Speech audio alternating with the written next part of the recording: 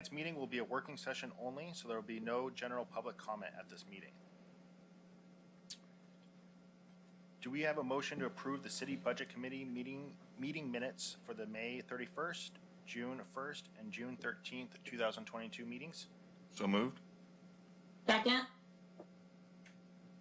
All in favor? Aye. Aye. All opposed? The motion has passed. On to new business. We have a number of items to cover tonight. I will now turn it over to the city's city manager, Keith Campbell. Thank you very much. Thank you everyone for being here tonight. We have just a presentation we're going to work through to go through the financial update for the fiscal year, and just to have an opportunity for general discussion, and then follow with our SWOT. So with that, I'm going to turn it over to David, and we'll get started on the presentation.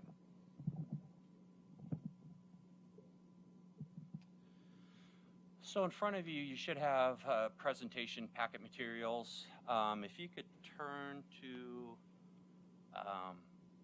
the part, I think it's page 3 or 4, where financial update. I was going to start with the general fund revenue, and I have it up on screen too for the folks at home. I just wanted to kind of go over where we are at the end of October. I know if someone were to look at this, they might think we're significantly down. Well, it's really the nature of our revenue. If you were to take a look at property taxes, you can see we've only collected $20,000 this year. Well, those are prior property taxes, and we always have to remember the July and August funds that come in, they actually get backdated the prior fiscal year. And these figures are as of October 31st, and we know your property taxes come due through your escrow, whether you pay through your escrow or just pay it to the county directly, they're due in November. So we start to see our large tax payments come in the month of November, and then kind of throughout the year. Franchise fees, that's another one that can be a little misleading. You can see at the end of October, we have only collected a little over 18% in revenue, but that's just the nature of our revenue as well, where, for example, like our Northwest Natural Gas franchise fee, that comes in once a year, and usually in the month of February. So we won't even see that get picked up on our books until around February. And currently, our finance department, we're still closing out the month of October. So what you don't see in there is the franchise fees for all the city utilities getting paid to the general fund yet. So that figure, it is a little misleading, and a lot of the other franchise fees, they come in quarterly as well. So it can look a little bit skewed. Intergovernmental revenue, that's fallen right in line with expectations. Charges for services, you might notice that is at almost 70%. And what is the reason for that? Actually, building permits right now is at 143% of budgeted revenue. So they have done very well, which is always a good thing for the city. There's activity going on, whether it's building, just through all the permit process. And then fines, interest, and other, might notice it's a little bit down, but that was as expected. We have the construction going on over at Roy Rogers and 99. We anticipated that to be a little bit down in the first part of the year, only to, ramp back up once we get these cameras turned on here very soon. And everything that we've looked at, we're still going to fall in line with budgeted expectations. There's nothing of concern in terms of general fund revenue that we're concerned about, or that we're watching and monitoring very closely. I don't know, Keith, if you wanted to add anything. I think that covered it pretty well. So, but we're happy to answer any questions about that before we advance on.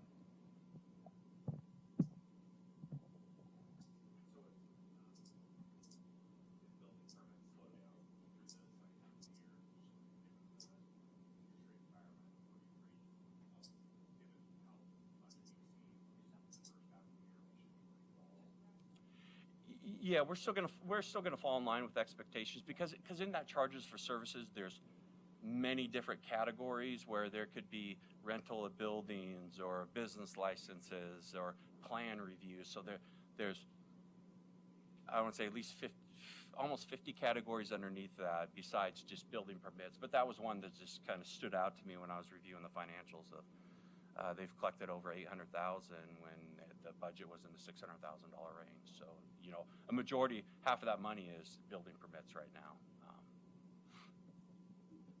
David? Yes, Tim? Yeah, thank you. With the for permits and that line of business as well, if I understand correctly, they oftentimes outsource some of those activities, so the expenses can rise and fall with the revenue as well. Like if they have to hire an engineer or something like that. Yeah, that's correct. The revenue, we always have to book the revenue, but yeah, you'll see the offsetting expense in the expenditure category if we were to contract out a special, say, building permit, some of those like large construction permits that we've had over in the Tonquin employment area. Right, and I only point that out because it doesn't necessarily mean we have a bonanza of extra money coming in, because we probably have expenses associated with that. And then just a fun fact for those that don't know, on the red light cameras, last time I looked, like 85% of our tickets were issued northbound at Sunset, not at the intersection in question that's closed down right now. So I'm imagining the impacts are fairly minimal. Is that correct? There's going to be a little more of an impact that we're going to have, and we're going to see as we put those cameras back on. But right now, we're trending with what we anticipated. Okay, good. Thank you. And then on that front, we're a small house, small city, so you're keeping in tune with just the development activity to see if things are changing because of higher interest rates, if there becomes a trend of a slowdown, just to keep we just don't know for sure at this point. All looks good, but No, we are watching the budget. Any unexpected changes, we're constantly monitoring what could be the financial impacts. And, if there is for some kind of financial impact that's concerning, that's when the senior leadership, we're getting together as a group, taking a look at things and adjusting course if necessary.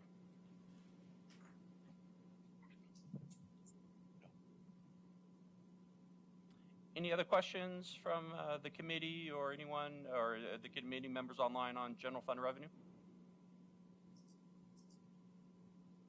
Well, with that, I will move over to general fund expenditures. So if you were to turn to the next page, you're looking through the end of October, you'd expect, it's not exact, but you'd expect maybe you're going to be somewhere around 33.33% spent on the year. You can see personnel services is a little bit down. We do have some open positions that we're going through the recruiting process for, so that is as expected. You'll notice other purchase services, that might stand out to you. We have spent 47% year to date. Well, there's a lot of large transactions that occur in the month of July, and over half of the $618,000 that was spent, that is our property insurance, our liability insurance. We pay that once a year.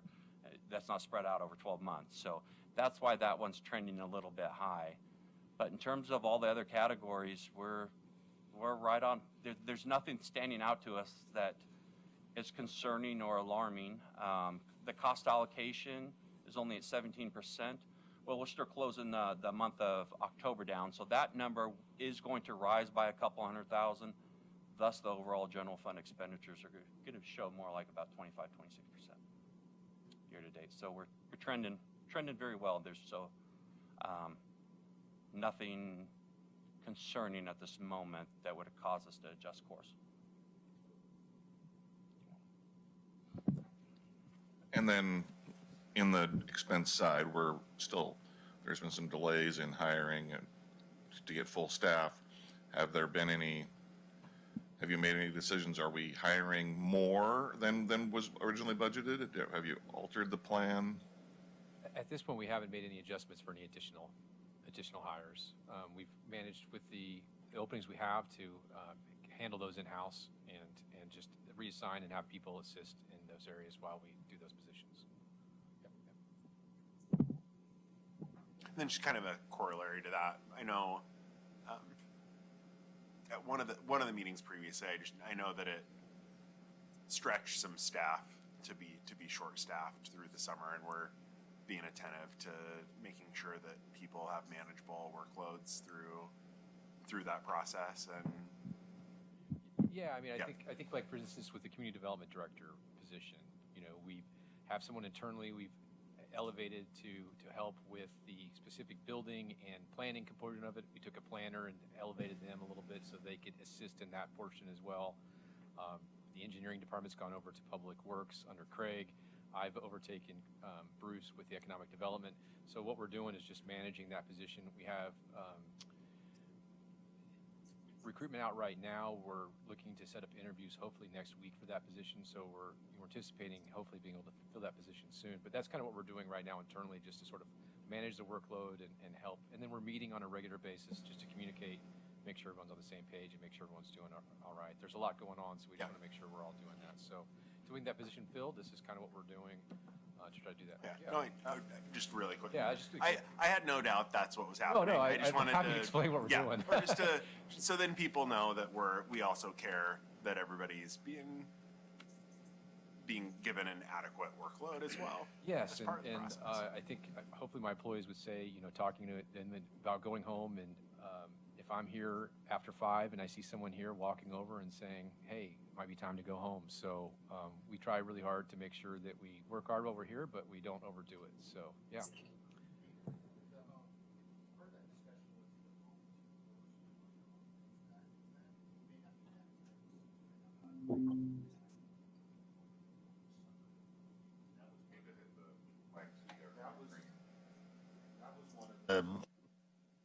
Large discussions about labor at the May, I think really the final 2 meetings, and the lack of the volunteer force was affecting the. I know there were seasonal staff that were hired on, so he did find some Good. seasonal staff to help out with, I think a lot of it with parks and so forth. But, he's down some staff members too as well right now. But I know they were able to find seasonal staff members.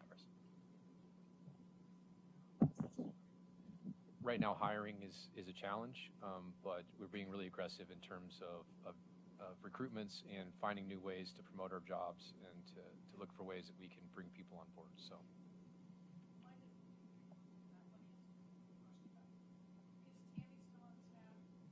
Yeah. Yeah, Tammy's still here. Nancy, can you turn your mic on? I can't hear you.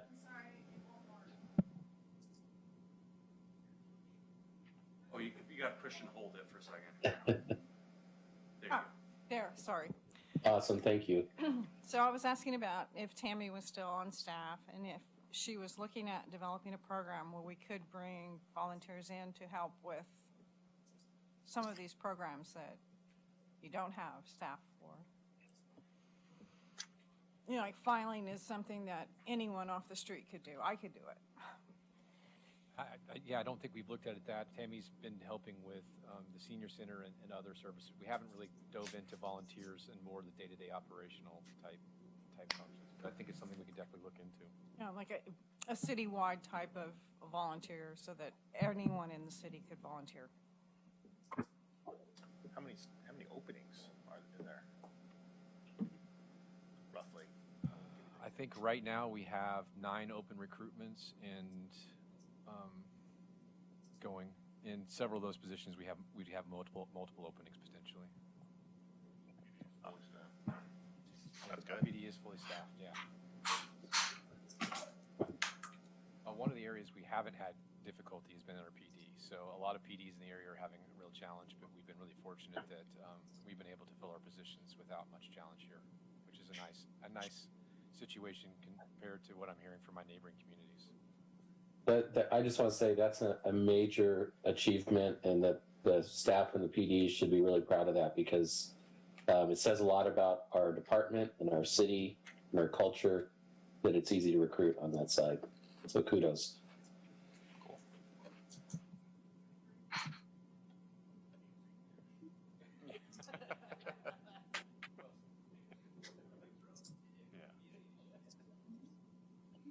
Did any of the committee members have any other questions about general fund expenditures? This is Tim. I have maybe a suggestion for the next meeting. On your where you show the year-to-date budget and percentages. It'd be really great to show previous years year-to-date as well, like 21, 22 budget actual and the percent at that time year-to-date. So it's easier for us to see the trends. Okay. Yeah, and my plan is,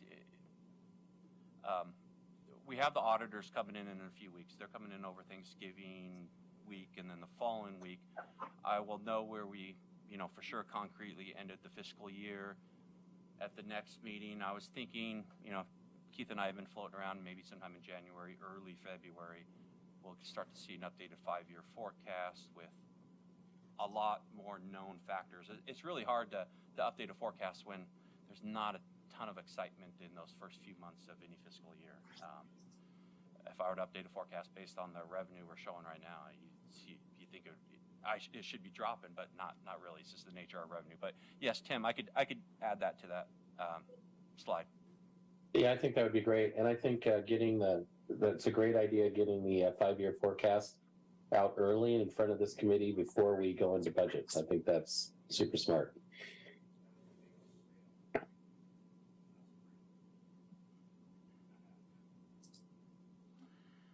And I know, Keith, I can hand over the mic, just kind of have a general discussion, just to kind of talk about, I think really talk about the budget committee meetings, anything you'd like to see differently.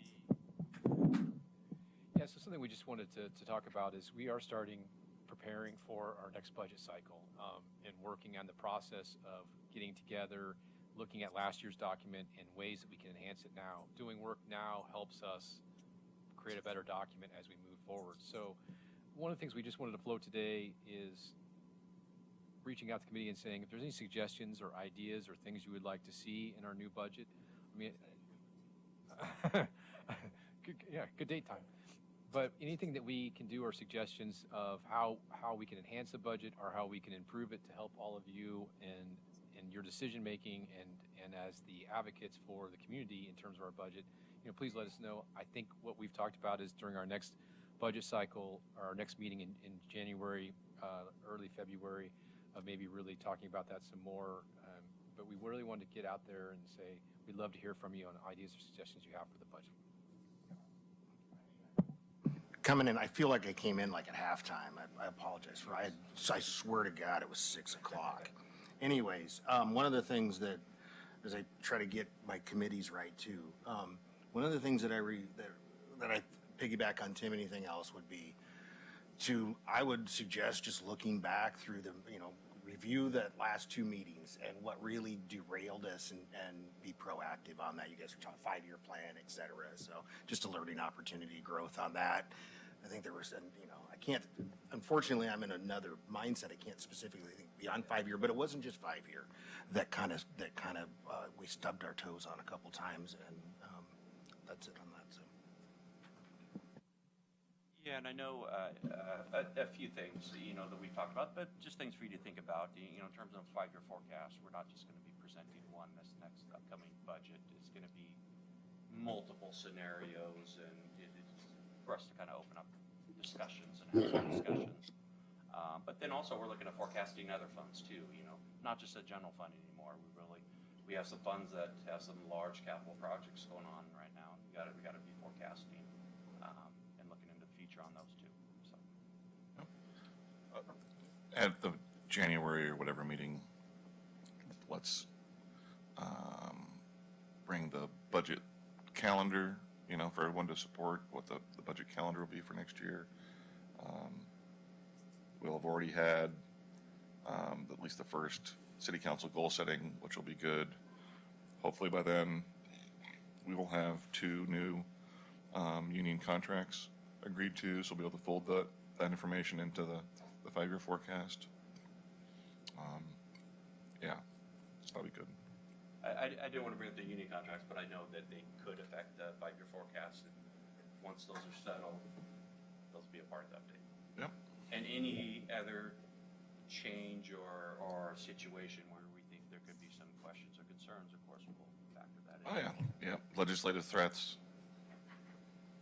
or opportunities.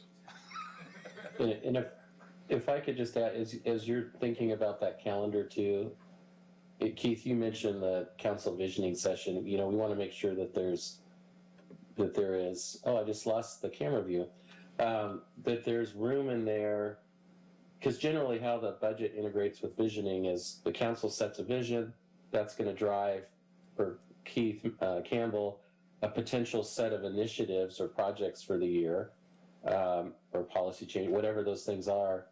And all that kind of needs to be done before we get into budgeting. So Keith knows what that looks like. So there's a whole cycle that we need to get through to make sure we're staying on top of things. Well said. Yep. Do you guys, I mean, I know it's way far in advance. Do you know if you're going to do the double meetings like 1-1 or if you're going to do the week apart? 'Cause my opinion. Weeks and weeks apart, hopefully. Yeah, I was going to suggest that too, that we maybe not compress it as much this next year. That last year, it was difficult. Yeah, we had a lot of, but I think the major problem for the people who showed up was fatigue, that we didn't have time in between to absorb and think about. Yeah. Not only that, any questions we have, then staff has to scramble to come back and have ready for the next night. I just don't. Agreed.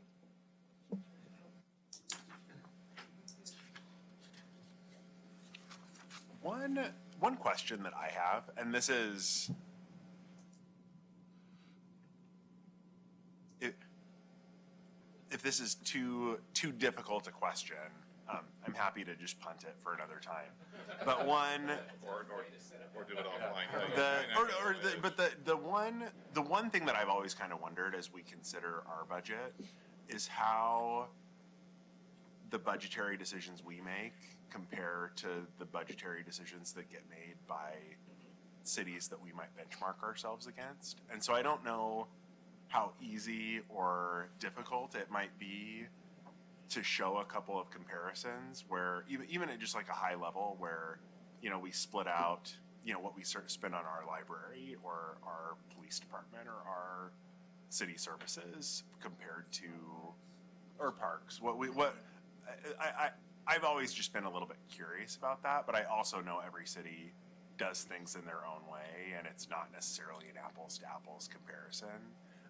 So I just thought I would throw that out there, and if it's not something that is easily done or done in a way that like provides a meaningful comparison, then like feel free to scrap it.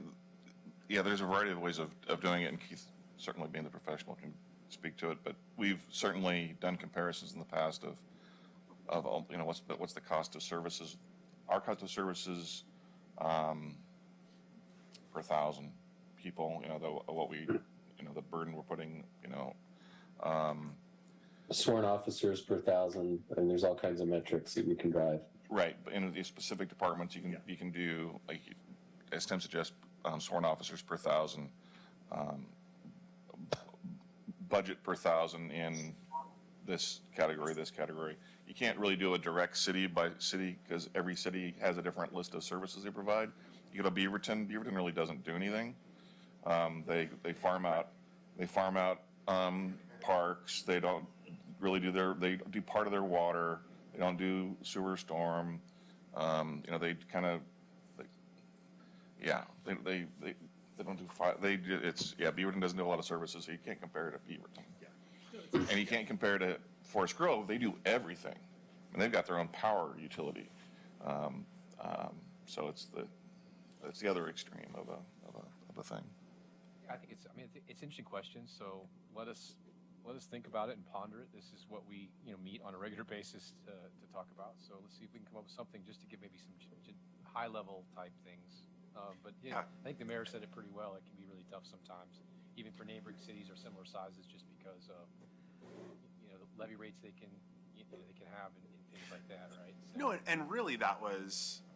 No, and that's why I kind of hemmed and hawed a little bit before I even asked. But like the main reason is it can sometimes be difficult to communicate like, oh, well, what are we not doing? Or what are the things that we're not doing that we should think about doing? And just drawing some comparisons to like, oh, well, this this one of our peer cities is allocating resources in this way to provide some really unique services, and that could be a decision that we either decide to make or not. And I know that's part of the process and not necessarily what the budget committee does, but I've just always been kind of curious. Well, I think one of my yeah. first blushes in thinking about this question is, I always say your budget should be a reflection of your values, and we should be spending money, an ideal budget is, yes, this is where we want our resources to be allocated towards, right? So maybe, hypothetically, you want a really strong public safety or parks, whatever, right? So you might be willing to spend more than other communities will because you say this is a higher value of what we think is unique to our community. So maybe that would be an interesting way of sort of looking at it of where do we think we want our priorities going? Are we really spending that? How are we maybe comparing to others, who we think are similar or have, these kind of services, right? Yeah, and it's not that I have concerns or anything like that. I just have always, I think that's that's a helpful way to just think about it. Like, oh yeah, well, we want to invest more in this area than, maybe on average or compared to what this city decides or that city decides. And just in terms of communicating to everyone, this is what you pay, maybe we do pay a little more in, one type of tax or another type of tax, but that allows us to do more in this area or that area than what you would receive in a nearby city. Yeah. So something that's not on this report, and I'm sure I could probably find it in this document that David provided me, but what's your general fund contingency? Do you have a copy of the budget in front of you? As a percentage of your overall fund? We projected the end of June 30th, 2022, 40%. Okay. So for a lot of people, that could be a figure that you could compare it to other communities. How well are we saving money? How well are we allocating for reserves? One question I would have, only been, having come to the party only recently, as Brian just figured out, is how have we been managing the cost of construction, during COVID or post-COVID environment? My son's a contractor, and all he does is complain about costs, and you're at the the mercy of whatever they're going to charge, and so you wonder, how does the city, do you do that by having a contingency, preparing for the worst and hoping for the best? But that's a great comparison, and that is something that when I was on the council previously, we had some pretty lean years where we were like below 10%, and we got really nervous, and then we made a conscious choice, to have a goal. And so 40% sounds awesome. And I would encourage you, as you prepare for the budget, I work for the state. The state's already preparing for a recession. The state is predicting a lot less federal funds in the next biennium, meaning, 2 to 3 years out, and that that might be something that we want to factor in, as far as what you need to get done versus what you want to get done, because nobody knows what's going to happen. And the benefit the city has is, they've been, I'd say it's well over 14 years. I forget that trend. Almost 14 years of well over 20% or over 20% kind of fund balance to operating revenue, and eventually or soon we're going to have discussions on how we're going to allocate out the federal ARPA dollars, how we're going to utilize that, and right now there's about 4.4 million that can be allocated out to various projects and so forth. Sure. One-time projects, Yes. just to be clear. Meaning spend it or lose it. Well, meaning we don't want to fund long-term expenses with Correct. one-time cash. Correct. Yeah. You don't want to do projections that would cost a lot down the road when it's just a one-time project. Right, and you can't Excellent predict those example. costs anyway. And the flexibility with the ARPA dollars is you have to dedicate it or basically enter into contracts by December 31st, Right. 2024, and then actually spend it Right. by 2026. Hence my comment, use it or lose it. Yep. And there's. Nobody's going to lose it, at least not a rational municipality. But you do need to plan. Yeah, and we're Spot in on. certainly a state of inflation that we're all aware of.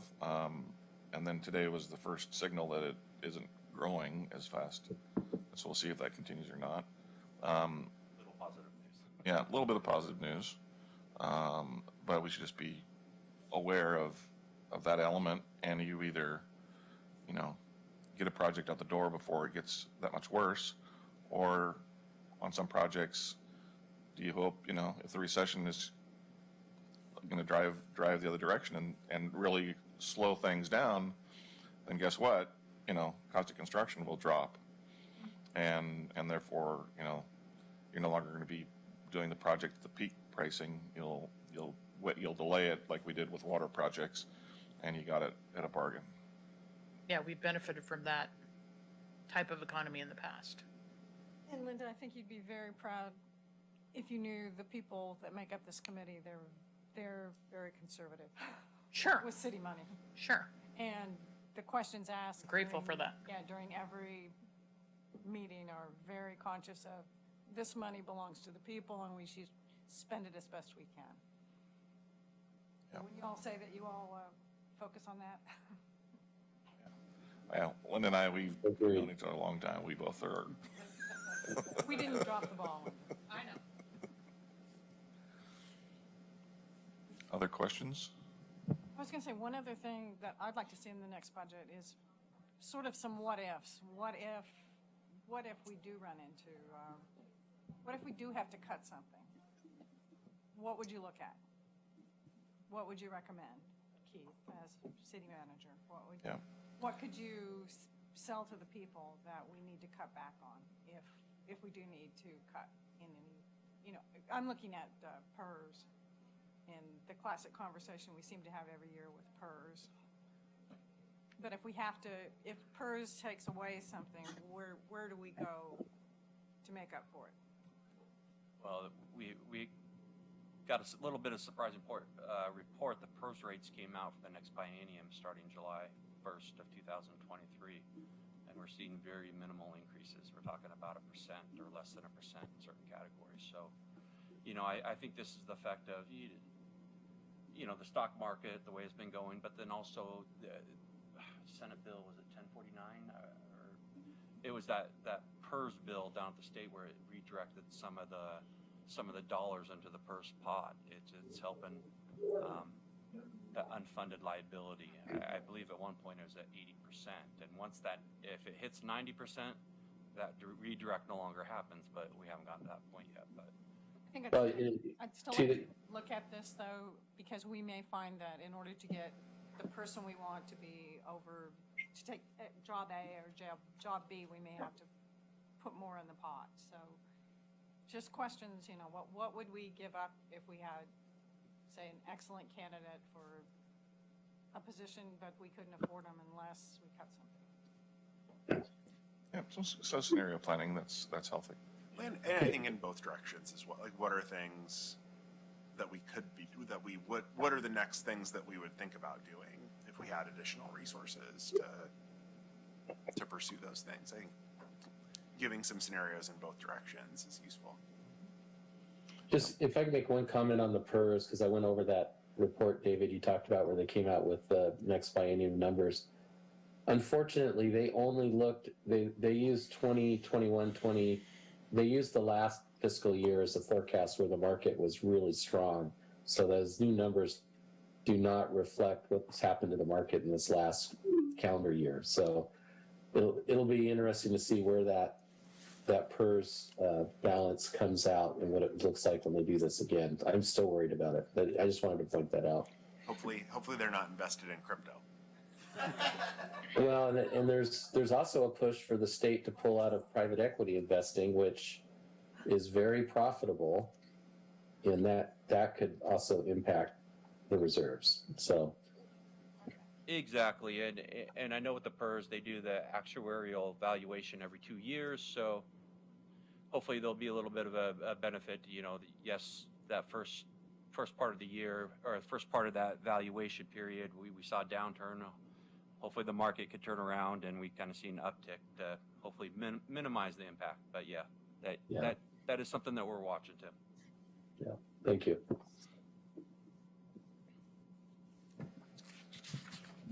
Any other questions? Now it comes to this. Now we need to move on to the SWOT analysis. So we can take this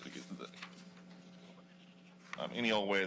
Since all of council sits on here, we can fill out the 4 different parts of the SWOT.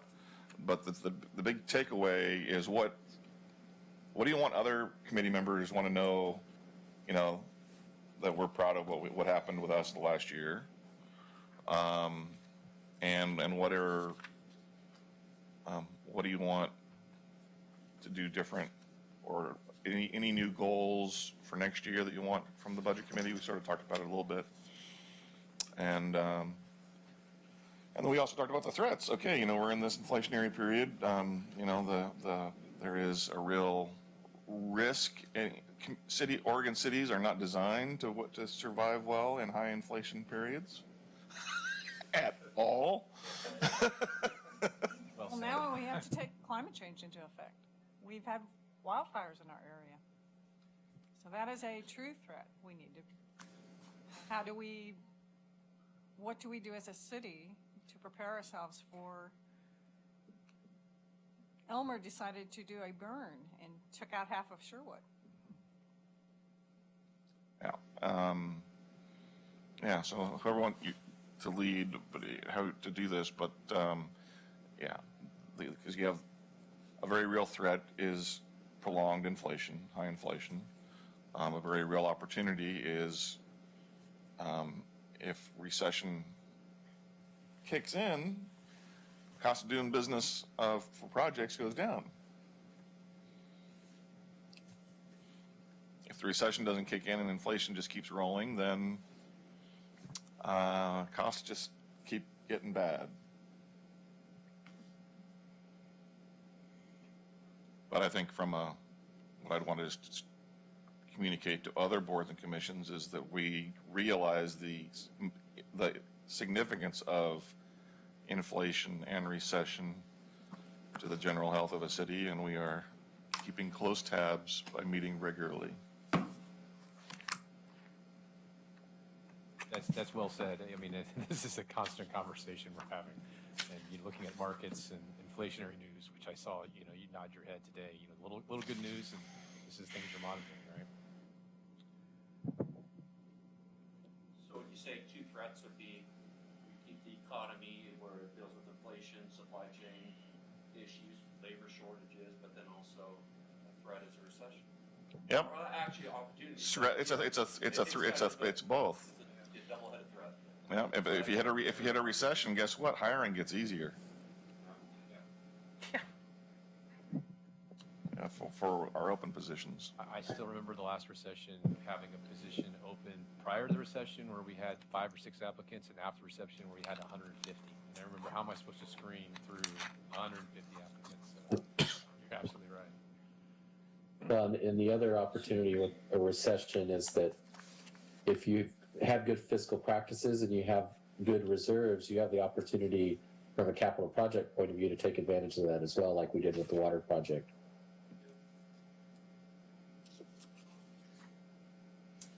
One more kind of strength threat combo. I've been really impressed with the way the city maintains services over the last few years, with a lot of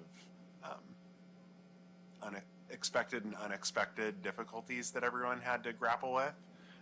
So I think that our city workforce is a real strength of the city. And a kind of corollary threat there is just the fact that it does seem like people have been stretched for a prolonged period of time. And that's something we should be mindful of into the next year, just supporting staff and making sure that as we're able to, we staff up to back to full strength.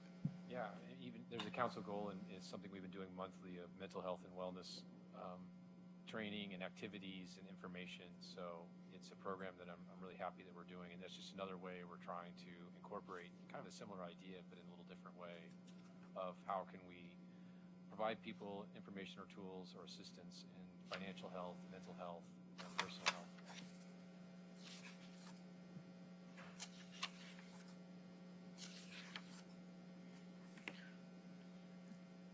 So I just have a question or general discussion question. So you talked about building permits being at 170 some percent. 146%. So how does that equate? How does that contribute to the upcoming budget with respect to SDCs and other, fees for services or capital that we receive, and how is that money allocated going forward? Whether it's the water SDCs or any kind of SDCs that are associated with certain programs, that is all reflected in the water fund or the sewer fund or the storm fund. It's in those specific funds. Right, but does the public know that? So like when we get a park SDC, we have a plan, because we have to justify the SDC, right? Yep. So, based on some complicated, Yep, Yeah. and they've And been, so- yep. yeah, if we're at 146%, then we've got 46% opportunity to do more than we anticipated, right? Or to do it sooner. Yes, Yep. potentially. And the one thing that Tim mentioned too, when it comes to certain kind of permits, we may be taking in the revenue, but at some point we have to hire services to review those permits, like with Yep. the Tonkin employment area. Yep. And they retain a significant portion of that revenue that we take in. Not retain it, we have to pay that out. So I Right. think it's like 65%. So we see some losses too in areas by not having an individual on staff. Yeah, but communicating beyond just budget, city council, and the parks board that, yep, we are building up our park SDC revenue at a faster rate than anticipated. Correct. And what is, what is the priority, recommended for the parks board and spending it, city council. And part of that has been the notion of land acquisition. Does the city of Sherwood have to issue any bonds the next, 3 years? We should not. Because we issued so much in advance in 21 and We took advantage of low interest rates. yeah. That's awesome. That's a good strength. I mean, Yeah, so definite strength is we borrowed at historical rates for projects. We're able to earn on investments a higher return on interest than what we're paying on the debt. So it's just the way the upside down market is. You don't really see that often, but yeah, I don't envision us, with that new URA, as the mayor was saying, we borrowed money up front to get some of these large capital projects going. But then you got to think about the TIF revenue slowly is starting to build up over the years, and that's where we forecast and analyze. Okay, when can we go out for the next issuance to start the next set of big projects? So Yeah. And TIF, for everyone listening, it's tax increment financing. So I guess I do want to hop on it because David's kind of mentioned this, but he has been doing investments for money we have in our reserves short term, just trying to bring in every dollar we can. So we've been having conversations and working, and I really just appreciate his forward thinking and recognizing where the market rates are, because it is kind of crazy right now that we can take some of the money we borrowed, we're not using, and invest it and make some of that back. So it's just been, and we're timing that with some of the projects we're doing. So it's just good communication. But he's mentioned it, but I don't think we really talked about it much. But it's just one of those little things we're trying to do to find literally every dollar. yeah, I'm constantly checking in with the department directors and even with Keith. Okay, when do we think this is going to be going? When are we going to start this? Just so if I could take advantage of a 3-month investment at 3.5%, going to do that. So would we want to put that under our strengths? Yeah, yeah. Can somebody think of a way of wording it? We're just, with that, we don't have to get too granular, but just say we're just being very smart with our reserves.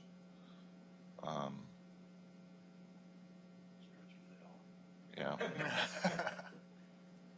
I mean, it seems to me like the threats, I was trying to think of any threats that are internal, like the city of Sherwood is causing it, and it seems like every single threat I can think of, it's outside of the control. It's you're planning for it, but it's not self-inflicted, which is pretty nice. Yes. Unless I'm wrong on this.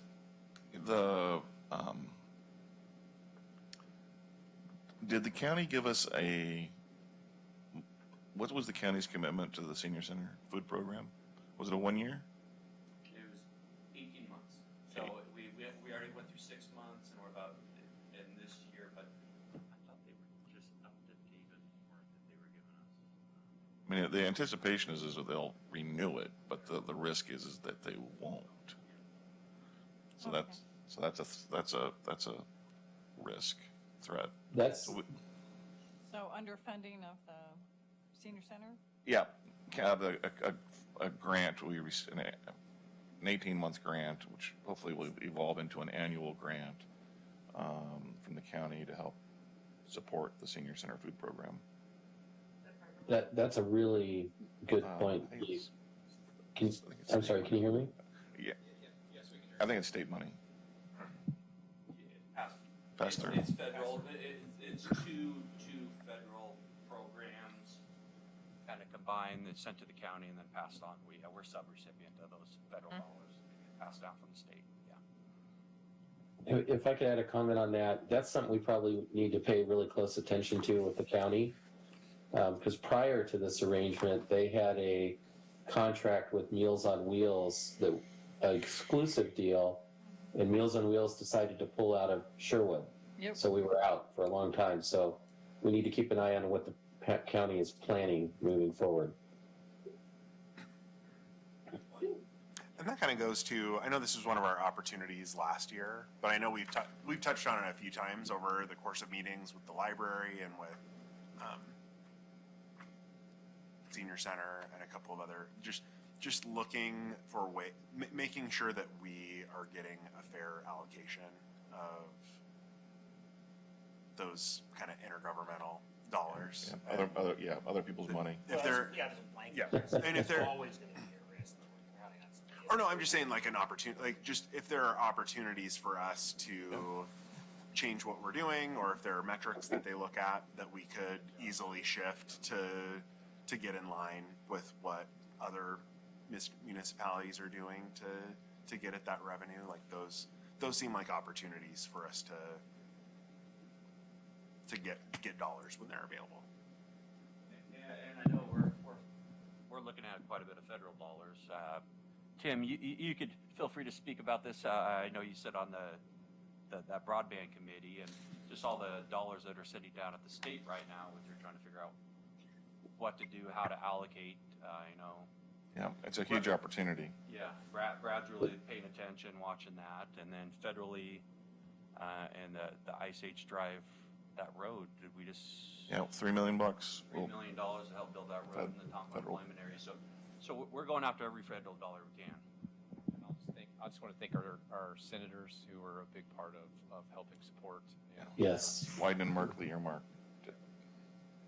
First federal earmark we've gotten. Since they So if I have 20 years. So I have a strength, weakness. Not sure where to put this one, but I think we haven't talked about this in a long time, but in the past we talked a lot about whether it's a combination of grants, county money, state money, and fees that we strive to make, like the Art Center and the Senior Center and these, the outward service organizations that we have, self-sufficient from a budget point of view. That way, when you get into a situation where we do have to make cuts, we're not having to. We have programs that stand on their own that we can protect. And how are we doing that? what are we doing? Are we working with the heads of those departments for ideas? Is this falling on Dave's shoulders? Well,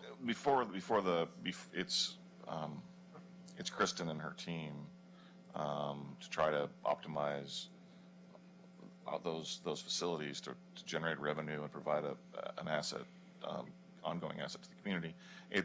Once the pandemic hit, it was a huge challenge, of course. Before that, we were close, and so we just got to get ramping up, and they're rocking and rolling. They're not where they were pre-pandemic, but they're working hard. And getting the space rented again with the art center at market rates will also be a huge net for the building. So I was looking at the SWAT we did 2 years ago and last year, and I just quick question on it. Do you think our tax base is getting more diversified over the years? It is, and we talk about the Tonkin employment area. You're seeing the work out on Oregon Street, but I still think that's still a real opportunity. I know it's a council priority and goal, and something that we as a staff are really focused on. We're doing better. We still have a long ways to go. He said it much simpler. And yes.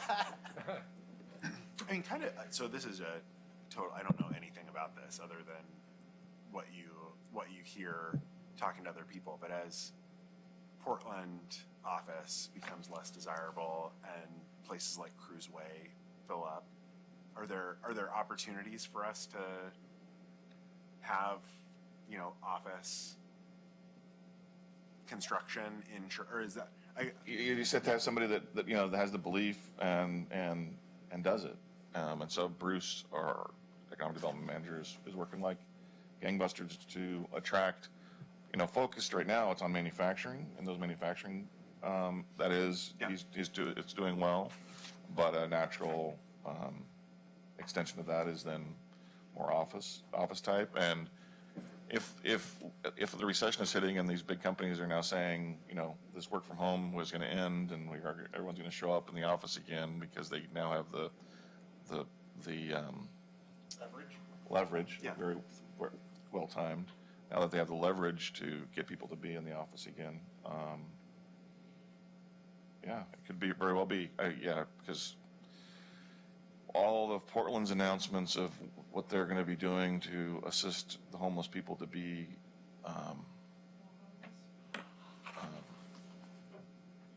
in homes, off the streets, they're a long ways off. They just have an outline of a plan. They have no mechanism to do any of it anytime soon. So, my perspective, my primary office is in Beaverton in an office building. During the pandemic, 3 of us were there every day in the whole building, and 6 companies flat left during the pandemic.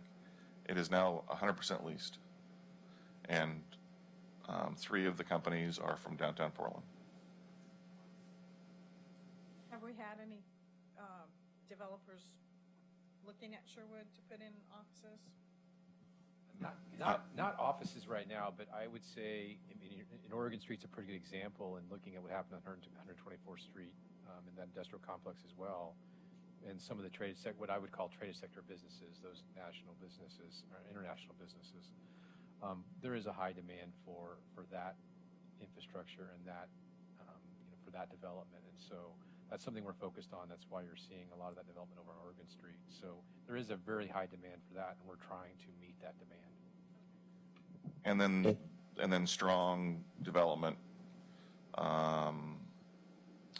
Second hotel's been approved, which is exciting. The first one is doing very well in town. Maybe Tim can throw this number out because I think it's Sherwood West. Do you guys, what's the occupation rate for our buildings core, not the stuff that we're putting in, but more core stuff right now? Do we have figures like that for retail space or existing office space right now that's empty? I just think in recession, I don't really have this developed as a question or a statement, but What's our vacancy rate? The industrial vacancy rate is very, very low, like near zero. the retail. Retail. Commercial. I don't have that number. Bruce might, but just in looking, it's also fairly low. Good. When you drive in the old Albertsons Mall, and It's coming along. I mean, and you look across the street. I mean, and some of this is owner. You know, this is owner issue, not. the theater is a definite sore spot, and Roses has only been closed forever. But that, Drive by there, I think. well, the Roses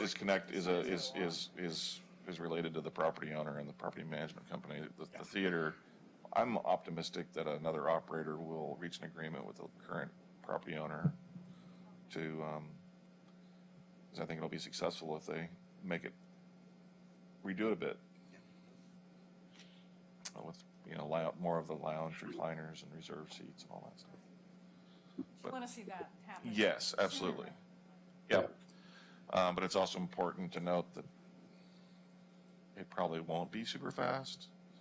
Just from what I know of the situation between the owners of the land and the property management company that they hire, and then if they're going to try to challenge Regal in some way or something.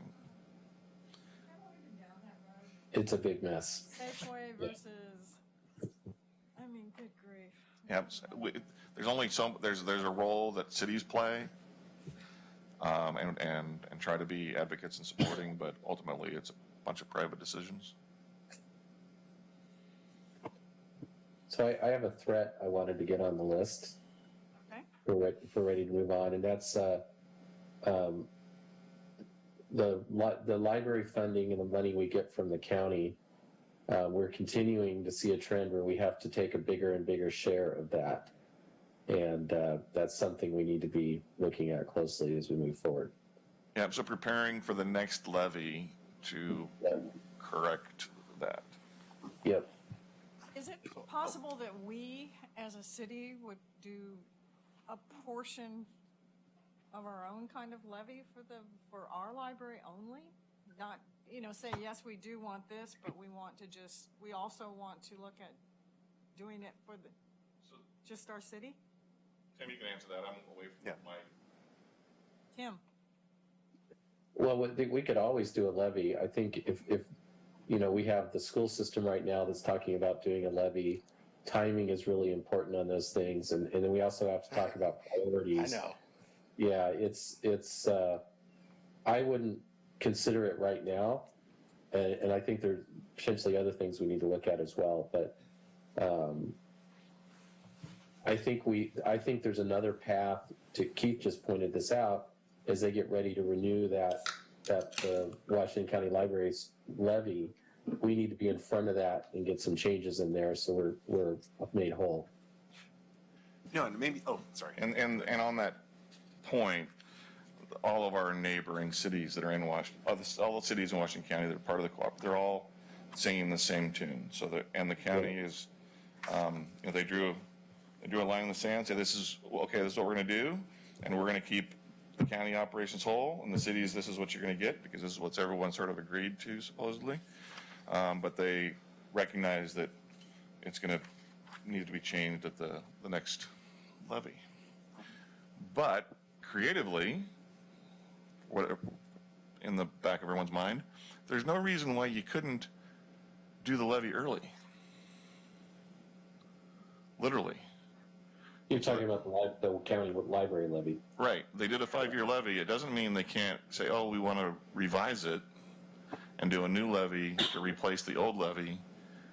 Ideally not at a general election time. Right. So who would suggest that? The mayor-elect. Tim? You mean suggesting to the county? We're talking county expediting their levy, right? That's what you're asking. I think, right? I think not city. To answer your question, that's the mayor-elect working with other mayors and mayors-elects to get some the buy-in and a group effort and group pressure on the county on that. Yeah. But I'm feeling you're really creative and you'll spearhead that maybe? Right. Oh yeah. There could be some real. Isn't it great? We're thinking out loud, and my mind is churning, and I'm saying things and wow, that might make sense. So what percentage of our library is funded by the Washington County Library Levy? It's shrinking every year I because know. I was trying to find it, but I couldn't put my finger on it. for this year, it seems like it's in like 80% range or 85% range. Yeah, it's roughly around there. County funding 80% and we're funding 20. Yeah. And it wasn't that long ago when they were funding 100%. Right. We just noticed each year at budget that the deficit keeps just getting bigger and bigger and bigger. The challenge at the county level with the cities is seeing if, I think the idea of renewing it early can gain traction with other cities. It might not be in line with county priorities because they're fine. That's the collective. No, and They have other needs. There's no way of writing the levy so that it can't be used for anything other than libraries? That's the way it is written. The one that we did, the county-wide levy, that's what the county-wide levy says. Okay. But I For think sure. Nancy's somewhat interested in doing our own levy. No, what I'm interested in is that what I've heard last year was that even though it's written that way, that's not how it's being allocated. No, it is following how they wrote it. No, so they're not violating the what was passed by the voters. It's just written poorly. yeah, From our- allocation It was written. Yeah. Yeah, it was written that this would be the result. Just to chime in on that one. So a couple of my questions tonight were actually like kind of motivated by library because we've had, I think every budget meeting we end up having conversations about the library and library funding. And one, so I have a 6-year-old and a 4-year-old, so we're large library users, and especially over the last couple summers with the summer reading and the kind of weekly events that they held in the square. Like, I'm really impressed by the services that the library provides to a lot of people, but especially like younger kids in the Sherwood area.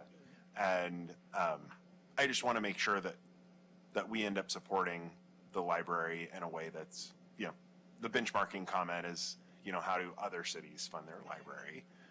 The comment about potentially getting resources and making sure we have our fair share. Just making sure that we are being proactive about library funding, even though we still have to have hard conversations about that growing Sherwood share.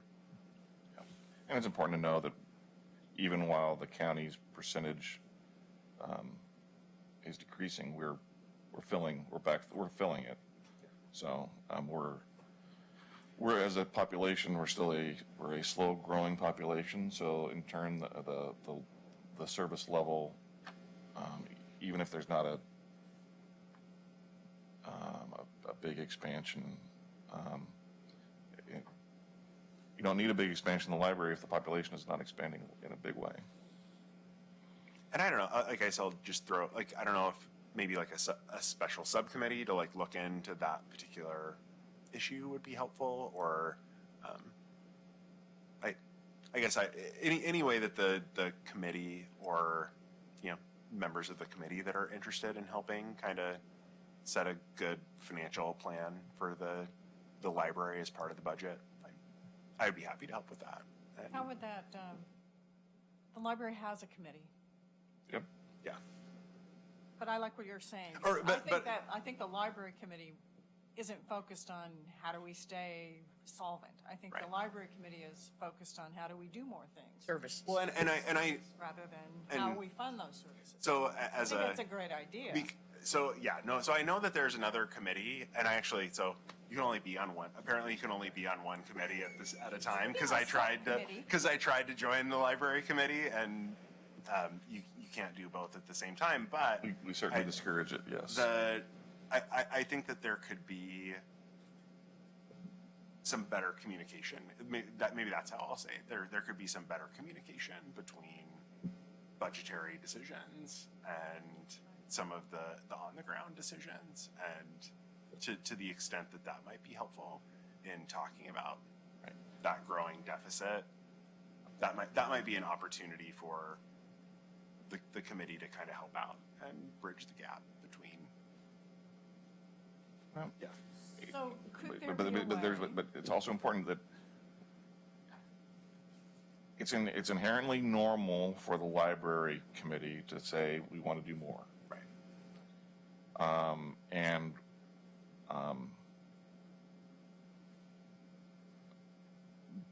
when your population isn't, and if as I believe, for our size, we have a right-sized library, a right-sized staff.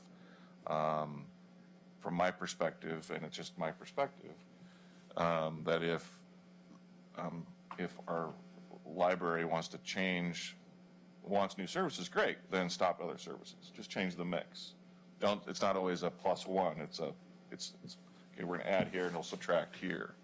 And that's not always part of the conversation, but it should be. And that's kind of what I'm getting, like, if there's I don't know Couldn't we how always in work the it- weeds we want to go right here, but if there are ways to have those conversations more effectively, like that could potentially be something, like looking to harder budgetary decisions down the road, maybe doing some preliminary groundwork to that effect might help us when. Yeah, is there a way Yeah. to say, yes, you're on the finance committee, but you can also,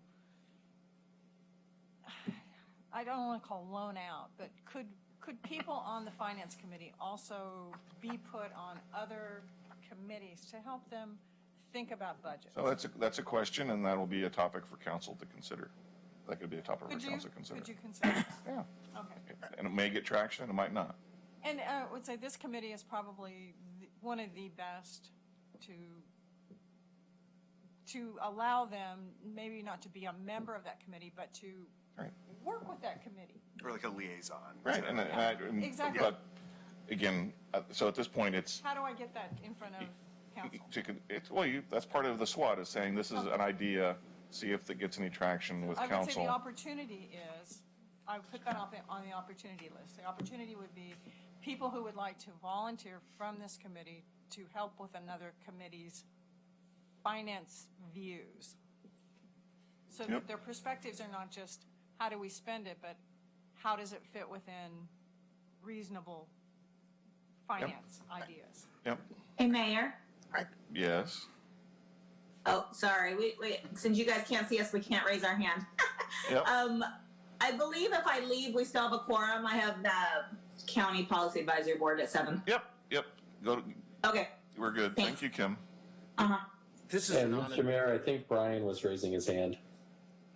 I don't even know where you're at, Tim. I don't know. Are you looking at my back? Are you looking at my side? I think you're right there, aren't you? I'm Hey. Eye in the sky. Okay, so I need to understand this. This is not help me out here. And I don't mean this it's going to sound callous, but is there not a department head whose job is, and this is a serious question, why would we invest more people, another committee, to do the job that help me out here, understand this. I really don't understand. Well, so it's a question, which is fine to put on the SWOT to see if council wants to do anything different when it comes to determining service levels and funding levels of the library. Okay, fine. But not to we don't need a committee to micromanage what their plans are from the financial aspect, correct? Is that, because that's what I feel like we're talking about. Oh, no, And I could be- I'm sorry. Oh, yeah, no, then that's a good clarification. So that is not what I was saying at all. Okay. I thinking back around some of the harder decisions that we've had to make over my time on the committee, sometimes it seems as though having some kind of pre-discussions with people around different decisions and just having like kind of a financial mindset around the table as opposed to that could be useful. So I would just, this is Yeah. kind of my history of that. I mean, I recall 2 or 3 years ago being part of a conversation publicly about the library budget. I know, God, we're on stuck on the library, Yeah. but here we are. The library budget was not acceptable as presented. Last year, it was a completely different story, right? I don't think there was, correct me if I'm wrong, or look at the notes, there wasn't anything. It was good. That was correct. That's But correct. so along the way, somewhere along, isn't that just specifically back to the prison, not just coaching? I don't even know if I need to continue this discussion. I think my answer was given. But that's your job to work that kind of coaching into the department head and not something for the finance committee to delve deeper into. Am I wrong or right about that? The city council sets goals and objectives every year. The city manager is tasked with recommending a budget to meet those goals and objectives with limited resources. And it's always a fact that we have bigger eyes than we have resources. So we never can do all we want to do. And then so that goes back to goals and priorities and choices. And as part of the goal setting from a council perspective, and even before or after a budget, if what a city manager suggests is not able to meet the goals and objectives that are set by council, the city manager says, well, the only way to do that is in Department A, in this case, library. It could be police. It could be parks. It could be senior center. Is to pull money from other departments or raise money in a different way. So then it goes back to council and potentially the budget committee to say, all right, to meet these goals, are you willing to change other goals for different departments or find the city manager more money? Or ask the community to do that question. And that was really about educating me, not about commenting one way or another on that. Thank you. Thank you. No, and it was just kind of. But it's, if I could chime in, it's a really interesting idea because, we have the library committee, the cultural arts committee, the senior center committee, and let's compare and contrast that to parks. The parks committee put together a master plan that got approved. We all know that master plan has all kinds of projects in it that aren't funded. But now the focus turns toward to Keith's point, what's the priority? And we all get focused on how we go fund those things, and the pedestrian bridge is a great example of a project we identified and we worked hard and got funding. I feel like for the library committee, we need something like that. Here's the aspirational list, but it's just a list. Now we need to go figure out if, one, are we prioritizing those items, and two, how do we pay for it? And I think there's some value in having those committees having a revenue fiscal perspective as well as just an aspirational perspective. But to Keith's point, I think that's something council needs to mull over in terms of if we want to make a change or not. Right. Good. And Brian, I'm off your left shoulder in case you're wondering. You can see him. He's right there. I look, oh gosh. He just doesn't move his legs. Oh, they got it on the screen. He's, oh, hell, well, there we are. We'll use them both, I guess. There we There go. he is. Anything Oh, else? it's good. I think we need to take a few of these things off. I mean, this is a really good starting list, but like under opportunities, we've already hired the city manager. Oh, yeah, Did we? I'm not assuming I'm reusing this list. I'm just Oh. bringing up. I am. I'm assuming we're reusing it. I don't want to reinvent the wheel. There's some good. Well, there's already, I think that about 75% of this list carries, through the discussion I've heard, carries over. Not COVID, but at least my opinion, but. I'd like to go over, under weaknesses, it says the city's financial system lacks efficiencies. Still Are we does. still there? Yep. So maybe we need to talk to the finance committee about how the finance committee or the finance tools get better. It's on the list, so it's just a matter of dealing with, there's competing priorities and with, yeah. It's, And implementing, if you go down the road of implementing a new financial system, it's pretty much all hands on deck. There's a lot going on in the city right now. Roughly in the month of December, myself, my team, my finance team, the IT department, we're going to sit down and really see what this system can do. Because when it was set up, do we know what it can all do? Is there some areas that we might not, or things we might not be utilizing? So we want to see if we actually really do need to go out and look at a new ERP system, or is it we just need to revamp our processes to Or learn utilize to the use the tools system? you have, right? Yes. Right. Okay. But I see that under our weaknesses, and Yep. I'm wondering still what is. happened since last year. And it's at midterm, the long range goal, I think, 3 to 5 years on city council's goal about, look at the financial system. So do we leave this on the weaknesses? Sure. Yeah. We'll either use what we've got more effectively, or we'll realize that it can't be, and it'll stay on the council's long-term or mid-range goals. I'll agree about hiring a new city manager off the opportunities portion. Yeah.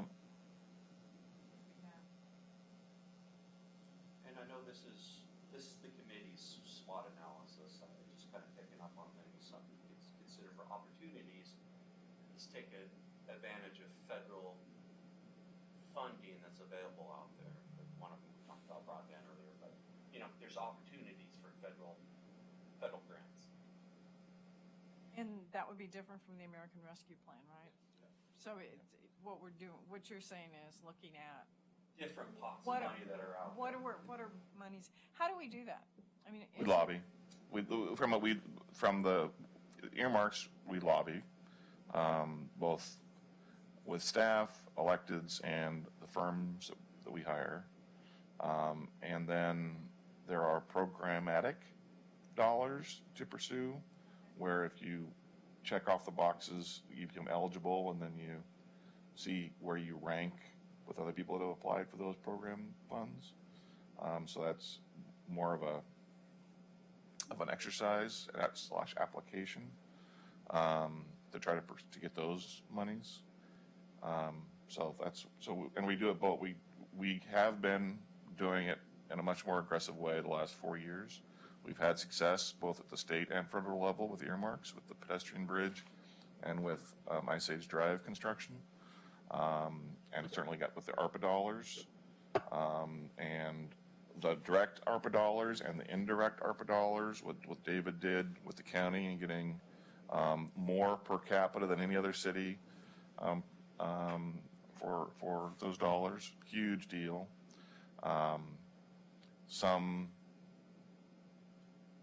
One thing, the weakness is, do we need to do anything differently internally to make us score better in the program dollars? And that's a real thing. Well, it's something to us, but yes, it fits. It's a point for Keith to explore, because we've looked at, for instance, some sort of partnership with job training, because some grant program dollars that you got points if you could point to a job training locally. Like an underserved population or. Right.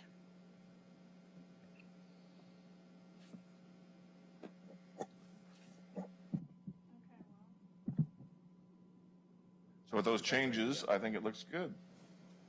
Just to chime in on that last point though, because we have talked, it seems like more and more each year we talk about trying to build self-sufficiency and taking a revenue focus. And so having kind of each unit be able to take a look around and assess what revenue is available or what changes could be reasonably made to lead to better revenue allocations, that seems like a really strong opportunity going forward. And not necessarily, that seems like that's a big job that we wouldn't just want to dump on one person's plate as well. I'll set that. Okay, I still want to put under the threats that climate change. I think it's important that we add that. Sure, why not? Yep. Dave, are you our secretary? I'm right there. We're both in defense. And then we compare and send out a draft to you folks and you approve it. Yeah. Can you read my handwriting here? Yeah, and we're like a third of the way through it. You know, maybe this is a threat. We're a third of the way from a tidal wave of ever never-ending state regulations when it comes to development. So We're also running out of land to develop. yes, but a real threat is this never-ending churn of having to update all of our development codes, because the state will do a focus on wildfire, which is they're in the middle of, and it kind of goes to that. All right, so now everyone needs to update their code and they've got you divided up into regions and territories, and if you're eligible or not eligible, but you have to now meet the new fire code standard. If you're at the beach, there's a whole new tsunami and blah blah blah development code, and then the folks that are overlapped between the fire code and the tsunami zone, that's a hot mess because they contradict each other. Don't we want to at least look like we're trying to get in front of it? Yes, yeah. So that when the state comes to us, we say, yeah, we've. Oh, so to a certain extent, in some elements, it's a valid point. In other respects, you do not want to do the work until you want to engage the state as they're defining the laws, the rules, and then we fold them into our code with hopefully that we support what they adopt. But you don't want to go and be the soloist and create your own thing, because the state will tell you to do something different. If it's a priority that's also with them.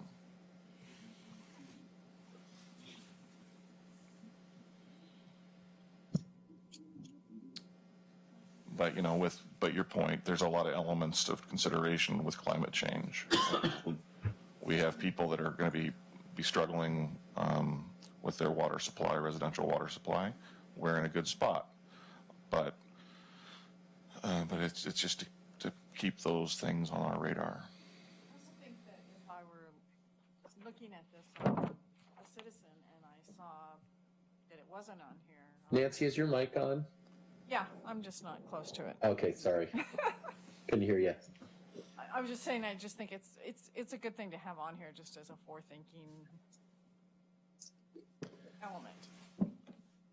Yep, and to tell the council that yes, this is something that the budget committee thinks that the council should have on their mind as they set goals for the coming year. Is there anything we want to take off?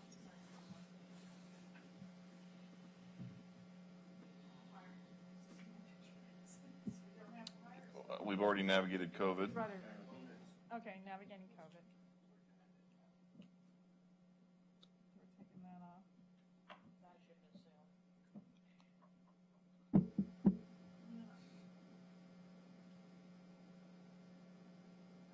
I guess broadband is here, so now the next phase would be making sure broadband is well-known. But that's not really our job. That would be broadband's job.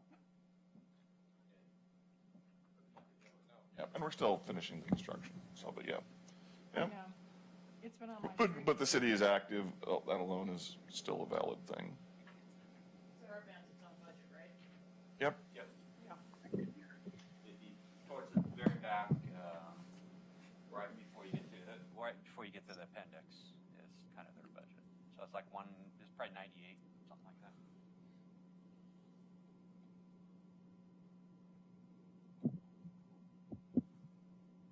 All right, anything else? Are we moving to the next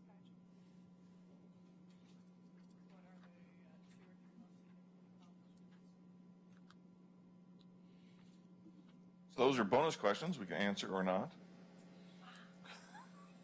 Well, we probably should mention that, and I don't think it comes under us, but maybe it does, that, many projects happened this last year, launched, had the money to launch. Yep. Yep.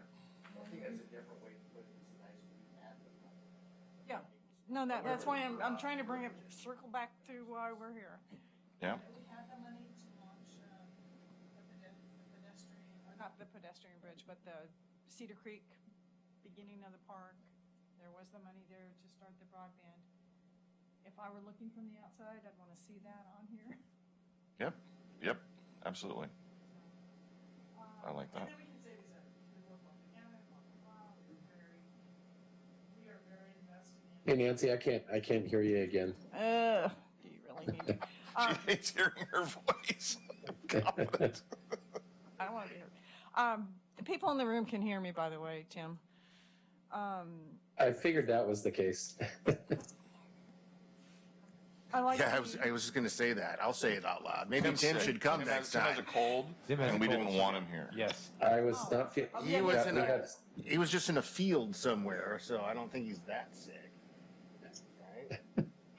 There we go. Okay, we're digressing. You're not All that right. sick. You're not that sick. You're outside. And so then the 2 or 3 major goals for the upcoming year is a border commission. So we kind of touched upon some things already. Stay solvent again, or to keep that 20% in mind. Be smart with our always money. when we are doing our next budget.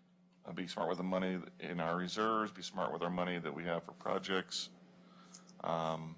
Keep encouraging our finance person to do those short-term opportunities. Yep. Yep.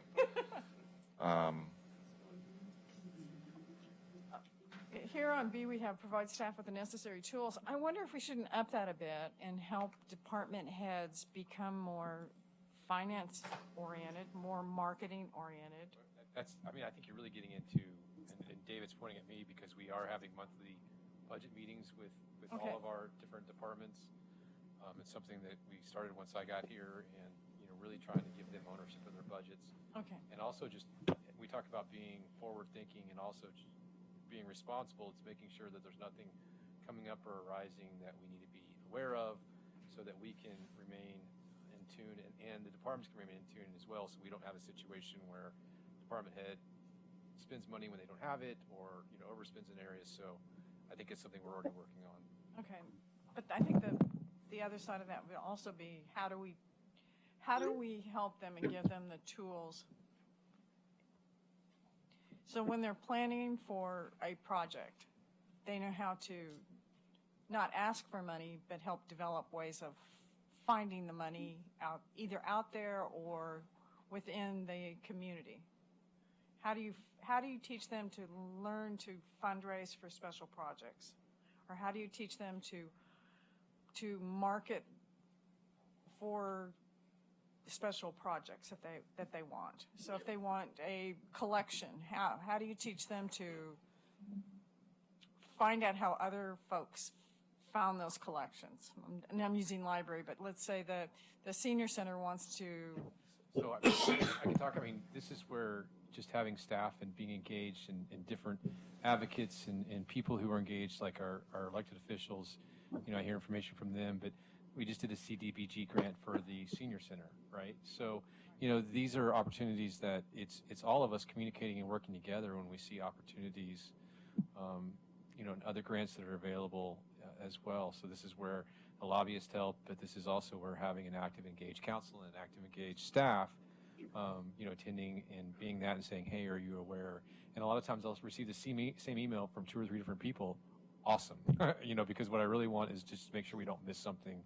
And, we talked about broadband and the OBAC, which is the Oregon Broadband Commission, Tim is on that. So this is where you have the leadership that really is helping us understand money's available to us for things we care about. So it's identifying what our resources are and our priorities are, and then making sure we're engaged in those areas.